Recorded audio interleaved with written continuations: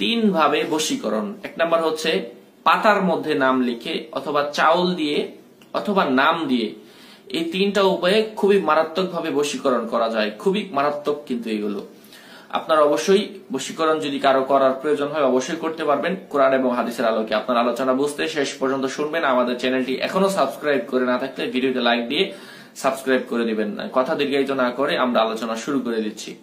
সম্মানিত দিনী ভাই বোনেরা, এক্ষেত্রে আমি আপনাদেরকে যে দিক নির্দেশনা দিব কোরআন এবং হাদিসের আলোকে, যে কাউকে চাইলে আপনি বশীকরণটা করতে পারবেন তিনটা উপায় একসাথে করার কারণ হচ্ছে প্রত্যেকটার জন্য একই দোয়া অথবা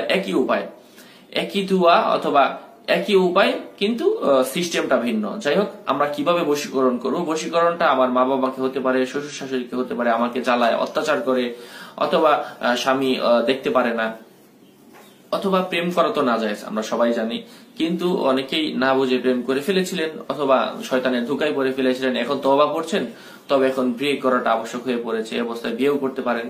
তো এটার জন্য এই বশীকরণটাও করা যেতে পারে। যাই হোক, সম্মানিত দিনী ভাই বোনেরা, এটা কিন্তু অত্যন্ত মারাত্মক। আপনারা এভাবে বুঝে শুনে করার চেষ্টা করবেন।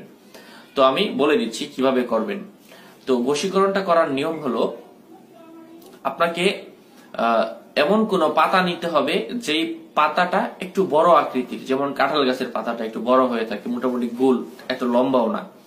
কাঁঠাল গাছের পাতা হতে পারে, অথবা আপনার কাঠবাদাম গাছের পাতা, অথবা আপনার লেচু পাতা, এটা কিন্তু লম্বা পাতা। তারপর 81 গাছের পাতা, এগুলো কিন্তু লম্বা লম্বা পাতা। এমন পাতা না যে পাতাটা একটু গোল, মানে একটু বড় আকৃতির। এই পাতার মধ্যে পাতার শুরুতে, পাতা দিয়ে যারা করতে চান, পাতার শুরুতে আপনারা পাতার উপরে আপনার নাম লিখবেন এবং আপনি যাকে বশীকরণ করতে যাচ্ছেন তার নাম লিখবেন নিচে।